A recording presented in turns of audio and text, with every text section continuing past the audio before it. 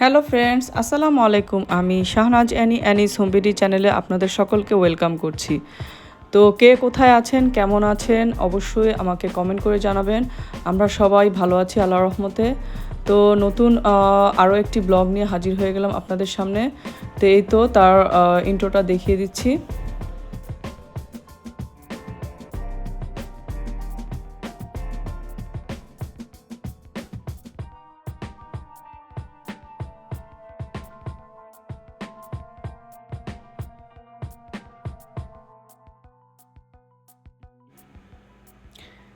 এটা ছিল ঈদের চতুর্থ দিন, মঙ্গলবার। তো আমরা আমার হাজব্যান্ডের মামাতো বোনের বাসায় যাওয়ার জন্য পরিবারের সবাই মিলে বেরিয়ে পড়লাম। তো এই তো দেখতেই পাচ্ছেন আমার আমার আম্মুকেও সাথে নিচ্ছি। তা আমার ছোট মেয়ে কোনো একটা বিষয় নিয়ে তার বড় বোনের সাথে তার একটু দ্বন্দ্ব হয়েছে, তো সেই জন্য দেখুন এক কোনায় গিয়ে দাঁড়িয়ে আছে।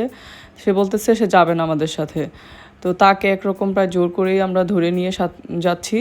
তো সাথে একটা ব্যাগও নিয়েছি, কিছু এক্সট্রা কাপড় নিয়েছি আর আমার বেবির প্যাম্পার্স নিয়েছি। যেহেতু বাচ্চা আছে তো বাইরে কোথাও গেলে এক্সট্রা কাপড় সাথে রাখতে হয়। কখন কোনটা লেগে যায় বোঝা যায় না, তো সেজন্যই কিছু জিনিস এক্সট্রা রাখতে হয়। তো এই তো বাচ্চা কাচ্চা নিয়ে একসাথে লিফটে উঠে পড়লাম।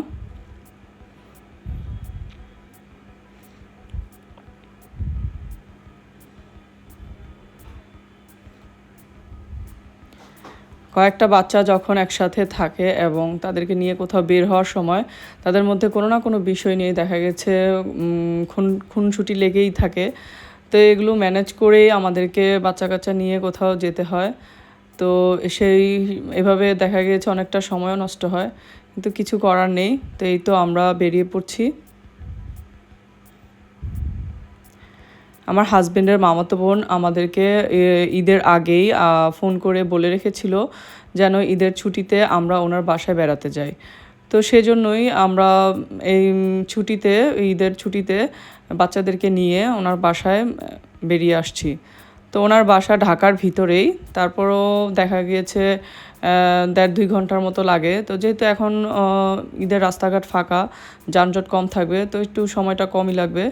তো আমরা তারপরও 1-1.5 ঘন্টার মতো সময় লেগেছিল আমাদের বাসায় পৌঁছাতে। তো এই তো আমরা বাসার কাছাকাছি চলে এসেছি। ওনার বাসার সামনেই একটা ভাগ্যকুল মিষ্টান্ন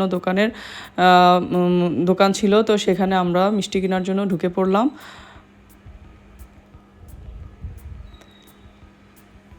পাশেই বেকারির আইটেম ছিল, তারপর বাচ্চাদের চিপস চকলেট এগুলোও ছিল। তো বাচ্চারা এখান থেকে তাদের প্রয়োজনীয় চিপস চকলেট এগুলো নিয়ে নিল। তো আমাদের সব কিছু কেনাকাটা হয়ে গেলে আমরা দোকান থেকে বেরিয়ে পড়লাম। তো বাসার সামনেই দেখুন কত বড় বড় গর্ত করে রেখেছে।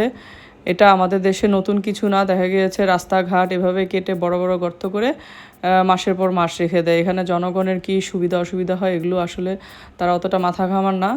তো যাই হোক হয়তো বা মানুষের সুবিধার জন্যই করছে।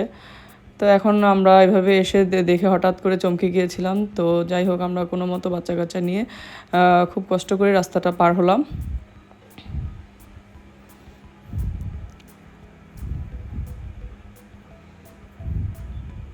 তো এই তো আমরা ওনার বাসার যাওয়ার জন্য লিফটে উঠে পড়লাম। ওনার বাসা ছিল চতুর্থ তলায়, তো এই জন্য আমরা লিফটে করে যাচ্ছি।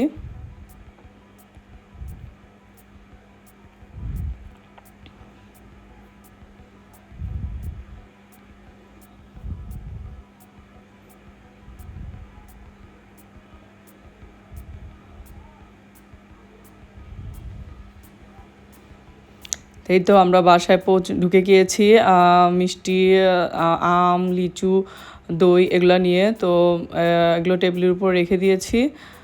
তারপরে যেহেতু বাইরে অনেক ভ্যাপসা গরম ছিল, বাসায় এসেই সবার দেখা গিয়েছে মানে দম বন্ধ অবস্থা। সবাই ঠান্ডা পানি শরবত এগুলো খেয়ে নিজেদেরকে একটু কন্ট্রোলে আনছে। তো এই তো আমরা সবাই এভাবেই শরবত টরবত খেয়ে নিলাম।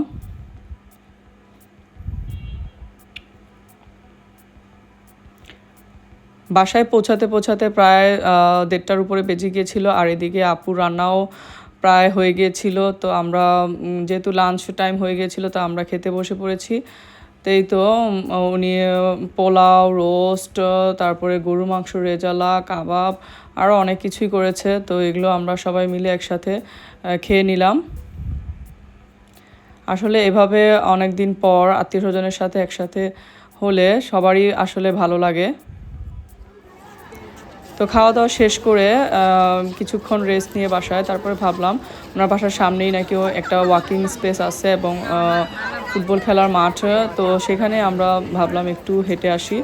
তো এই তো আমরা চলে এসেছি এইখানে বাচ্চাদেরকে নিয়ে। তো এটা একটা ওয়াকিং স্পেস, তো এখানে দেখা গিয়েছে অনেক খেলনার ছোট ছোট ভাসমান কিছু স্টলও ছিল।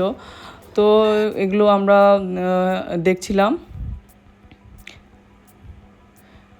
এই তো এখানে ছোট ছোট বিভিন্ন খেলনার স্টল ছিল এবং দেখা গেছে এক একটা স্টলে এক একটা জিনিস ছিল। যেহেতু বাচ্চারা এখানে বিকেলবেলা ঘুরতে আসে, তো দেখা গেছে বাচ্চারা এখানে তাদের প্রয়োজনীয় জিনিস কিনে নিয়ে যেতে পারে, তো সেই জন্যই হয়তো তারা বুদ্ধি করে স্টলগুলো দিয়েছে। এখানে কসমেটিক্সেরও কিছু ছিল, দোকান ছিল।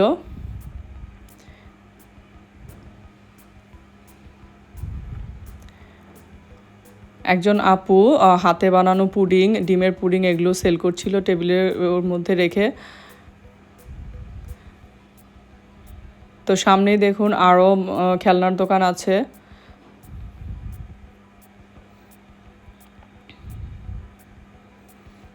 দুটা বাচ্চা দেখুন কি সুন্দর খেলনা দেখার জন্য বসে পড়েছে।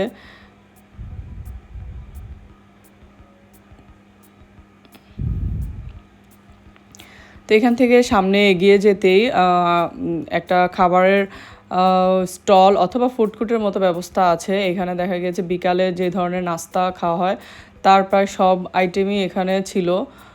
তো এখানে অনেক মানুষ দেখুন ঈদের পর তারপরও দেখুন অনেক মানুষ এখানে ভিড় করেছে খাওয়ার জন্য। তো আমরা তো বাসা থেকে খেয়ে গিয়েছি, তো যার জন্য আমাদের পেট ভরা ছিল, যার কারণে আমরা আর ওভাবে খাওয়ার জন্য কোথাও বসিনি। তারপরেও আমার মেয়ে একটু আবদার করেছে যে সে চিকেন মিটবল খাবে, তো তার জন্য দেখা গিয়েছে চিকেন মিটবল এখান থেকে নেওয়া হয়েছিল।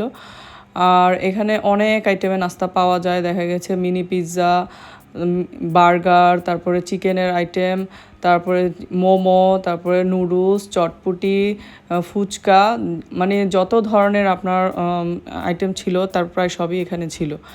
আর খাবারগুলো দেখে খুব লোভনীয় লাগছিল। তো এই তো আমরা আমার মেয়ের জন্য চিকেন মিটবলটা নিয়ে নিলাম।